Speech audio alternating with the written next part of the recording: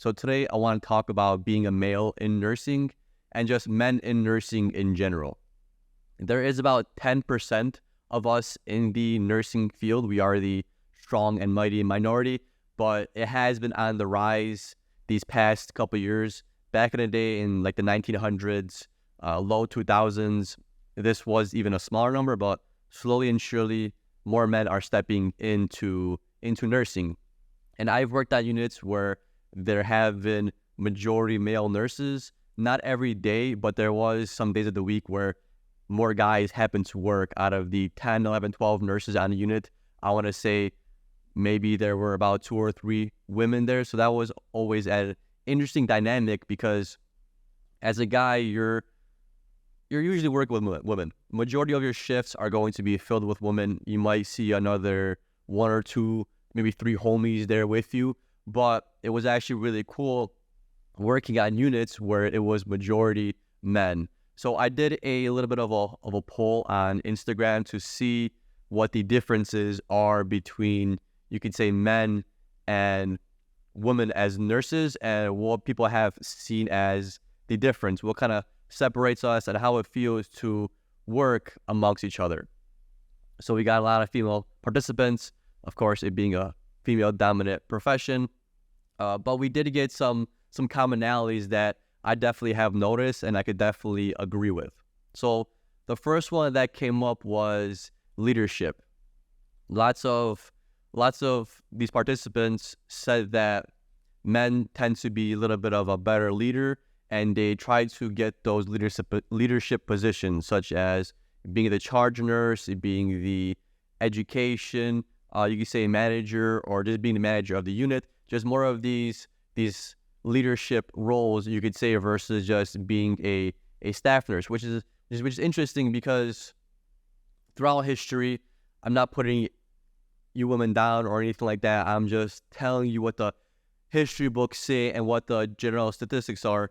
And those are that men usually go up to those leadership positions. And that could stem from a lot of things. One thing that comes into mind is when I think of, you could say, a male and a female relationship, they usually end up having kids, right? So a lot of times what happens when people have kids is the woman tends to stay home. She's the one that becomes the stay-at-home mom, or the one that does majority of the work in taking care of the children. So lots of times with that happening, the women don't really have that, you could say, time, or that, I don't want to say opportunity, because opportunity is always there, but there's not always that ability to devote those extra hours or devote that time to try to get these leadership positions. Because when you look at things from a higher up managerial standpoint, you need somebody there basically year round. And I'm not saying that this is a disadvantage or anything like that, but women oftentimes go on maternity leave, and that could be for 3 months, 6 months, 9 months, a year, depending on how long the woman needs to do that for. And oftentimes what happens is when a female is in a leadership position and she gets pregnant and has a kid and goes on this maternity leave, sometimes they don't necessarily want to come back. So it's almost like there's some little bit of an internal bias. I'm not saying that's right, and I don't think you should pick your candidates based on a male and female, but I'm sure there's some subconscious thought that, hey, this person might have a chance to get pregnant and we might never see her again. I'm not saying this is how it's done, but I guarantee you there is some internal programming where some hiring managers might see this. You shouldn't do this because you can't judge people like this, but I'm sure intrinsically somewhere there are these kind of thoughts. So that being said, if there's a family to be made, to be created, and to be a fully functional family, usually one of the partners has to take more of the familiar role. So that being said, if the woman decides to, raise the kids majority of the time, devote a lot of time and effort to that, she doesn't have that time to give to this leadership position, versus a male where they tend to more climb the leadership hierarchy and the corporate ladder and try to get these higher positions because they want to be the one that are the, you could say, breadwinners. Not necessarily a bad thing, as a guy, as a male, we want to be the provider of the family.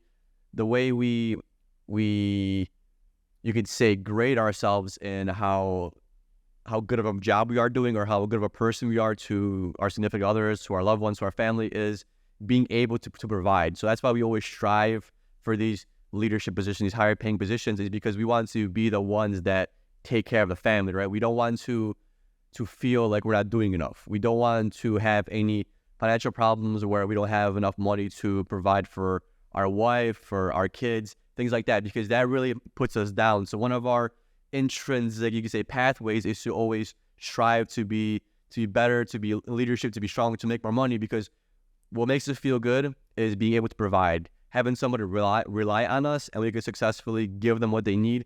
That's kind of what really makes us feel good and what drives us. Another thing is, this is going more towards the patient, is a lot of times patients think we're doctors, and since us being male, we could kind of get treated a little bit differently by the patients. Some of the patients take us a little bit more seriously, so we could kind of be more assertive, more stern, and they might listen to us more. There have been a handful of times where a patient was being non-compliant with a nurse, and just me stepping in and saying, hey, this and that, it kind of made it a different delivery, even though I said the same thing as a female nurse said, literally almost word by word. Just the fact that it's being delivered by a guy, it goes a different way, you could say, especially for our older population. Remember, a lot of our patient populations, they're the older demographic, right? So they have their own customs, their own values, and you can't judge them because that's kind of how they grew up. And a lot of times they grew up with these male versus female roles, where sometimes a guy telling you the same thing as a woman goes a little bit differently.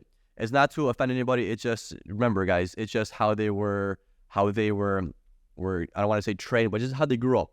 That's how they grew up in that kind of society. That's how society was, and society evolves over time. So we see things a little bit differently. But remember, the best way to communicate with somebody is to kind of get on their level and communicate through their own level.